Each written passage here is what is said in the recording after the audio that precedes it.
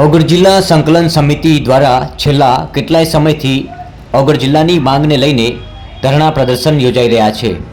ત્યારે આજે ધરણા પ્રદર્શનથી લઈને દિયોદર બજાર થઈ ઓગળ થળી મુકામે એક મહારેલીનું આયોજન કરવામાં આવ્યું હતું અને આ મહારેલીમાં બાઇક ચાલકો સાથે વાહન ચાલકો પણ જોડાયા હતા।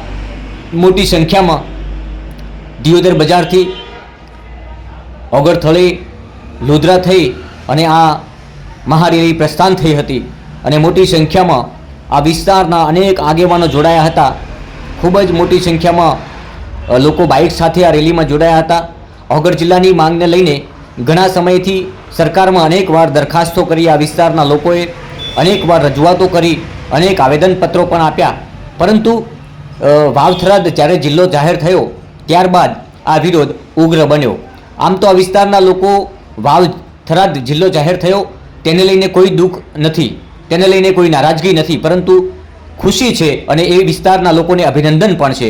પરંતુ સાથે સાથે કેટલાય સમયથી આ વિસ્તારની માંગ હતી કે ઓગળ જિલ્લાની સ્થાપના થાય અને ઓગળ જિલ્લાની વડુ મથક તરીકે દિયોદર બને તેવું આ વિસ્તારના લોકો અને આ વિસ્તારના આગેવાનો ઘણા સમયથી અનેકવાર દરખાસ્તો અને અનેકવાર રજૂઆતો પણ કરી છે સરકારમાં, પરંતુ અત્યાર સુધી કોઈ પ્રત્યુત્તર ના મળતા આખરે જ્યારે વાવથરાદ જિલ્લો જાહેર થઈ ગયો અને એમાં કાંકરેજ, દિયોદર આ બધાનો સમાવેશ કરવામાં આવ્યો અને કાંકરેજમાં, દિયોદરમાં, ધાંધરામાં અલગ અલગ વિસ્તારમાં વિરોધ પ્રદર્શન શરૂ થયા। આખરે એકવાર સરકાર દ્વારા આ લોકોને ત્યાં રૂબરૂ પણ બોલાવ્યા હતા। ગાંધીનગર ખાતે પ્રભારી મંત્રી બલવંતસિંહ રાજપૂત સાથે બેઠક યોજી હતી, ત્યારબાદ કંઈક અંશે દિલાસો આપ્યો હતો અને હવે છેલ્લા 2 દિવસથી ચર્ચાઈ રહ્યું છે કે કાંકરેજને કદાચ બનાસકાંઠામાં યથાવત રાખવામાં આવે। તો હવે મહત્વની વાત એ છે કે દિયોદરને કેમ નહીં? દિયોદરને પણ જો ઓગળ જિલ્લો જાહેર ના થાય તો યથાવત રાખવામાં આવે બનાસકાંઠા જિલ્લામાં, આવી લોકમુખે ચર્ચાઓ છે અને વિસ્તારના લોકોની મહત્વની માંગણી છે। કારણ કે જો જિલ્લો જાહેર કરવામાં ના આવે તો પછી બનાસકાંઠામાં રાખવામાં આવે તેવી પણ માંગ ઉગ્ર બનવા પામી છે। આપ જોઈ રહ્યા છો મોટી સંખ્યામાં દિયોદર ધરણા પ્રદર્શનથી લઈ દિયોદર મુખ્ય બજારમાંથી લોધરા અને લોધરાથી ઓગળ થળી આ મહારેલીનું આયોજન આજે થયું અને આ મહારેલીમાં કોઈ પણ બિન રાજકીય પક્ષ એટલે કે કોઈ પણ પક્ષના જે લોકો અહીંયા જોડાયા છે એ બિન રાજકીય રીતે જોડાયા છે। આ વિસ્તારના આગેવાનો, આ વિસ્તારના લોકો છે એટલા માટે જોડાયા છે।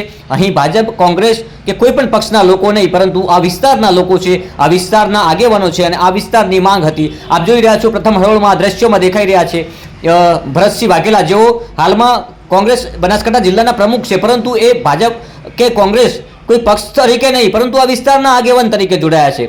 અત્યારે જે પણ આ રેલી મહારેલીમાં ભાજપના આગેવાનો દેખાઈ રહ્યા છે, કોંગ્રેસના આગેવાનો દેખાઈ રહ્યા છે, પરંતુ આ કોઈ પણ સ્વાર્થ વગર માત્ર ને માત્ર બિન રાજકીય પક્ષ તરીકે આ આંદોલન શરૂ થયું અને બિન રાજકીય રેલીમાં અનેક મહાનુભાવો જોડાયા। આપ જોઈ રહ્યા છો દિયોદરના ભાજપના પણ પ્રમુખ છે, ઉપપ્રમુખ છે, ભાજપના યુવા નેતાઓ છે, ભાજપના આગેવાનો છે, સાથે સાથે કોંગ્રેસના પણ અગ્રણીઓ છે જે તમને દ્રશ્યોમાં જોવા મળી રહ્યા છે। પરંતુ આ બિન રાજકીય મહારેલી એટલે કે વિસ્તારનો અવાજ, વિસ્તારના લોકો માટેનું હિત, વિસ્તારના લોકોના સુખાકારી માટે આ લોકો મેદાને ઉતર્યા છે। છેલ્લા 15 દિવસથી આ આંદોલનની શરૂઆત થઈ હતી, ત્યારથી લઈને અત્યાર સુધી આપે જોયું છે ઘણા બધા આગેવાનો અને ઘણા બધા સમર્થનો મળ્યા છે। મહિલાઓ પણ મોટી સંખ્યામાં જોડાઈ છે। જોઈ રહ્યા છો ભાવનાબેન જેઓ ઘણા સમયથી કોંગ્રેસમાં છે, પરંતુ અહીંયા કોંગ્રેસ તરીકે કોઈ જોડાયું નથી કે નથી કોઈ ભારતીય જનતા પાર્ટી તરીકે જોડાયું। અહીંયા જે પણ લોકો જોડાયા છે માત્ર ને માત્ર પોતાના વિસ્તાર માટે, પોતાના વિસ્તારને અન્યાય થયો છે તેના માટે જોડાયા છે। આ વિસ્તારને ઘણા સમયથી ઓગળ જિલ્લો જાહેર થાય તેના માટે અનેક લોકો વિચાર કરી રહ્યા હતા, અનેક લોકોમાં કંઈક અંશે ખુશીઓ જોવા મળતી હતી કે ભવિષ્યમાં જ્યારે પણ આ જિલ્લાનું વિભાજન થશે તો ઓગળ જિલ્લો જાહેર થશે। કારણ કે પ્રધાનમંત્રી ખુદ અહીંયા આવ્યા હતા ઓગળનાથના મહાદેવના મંદિરે માથું ટેકવા માટે। આપ જોઈ રહ્યા છો જે મહારેલીનું પ્રસ્થાન થયું ત્યારબાદ ઠેર ઠેર મહારેલીનું ભવ્યથી અતિ ભવ્ય સન્માન સ્વાગત થઈ રહ્યું છે। મોટી સંખ્યામાં લોકો આ મહારેલીને આવકારી રહ્યા છે। ઓગળ થળી સુધી ખૂબ જ મોટી સંખ્યામાં લોકો જોડાયા છે। આ મહારેલી એટલા માટે છે કે હવે આ મહારેલી ઓગળ થળી જઈ અને ત્યાં એક યજ્ઞનું આયોજન પણ કરવામાં આવ્યું હતું।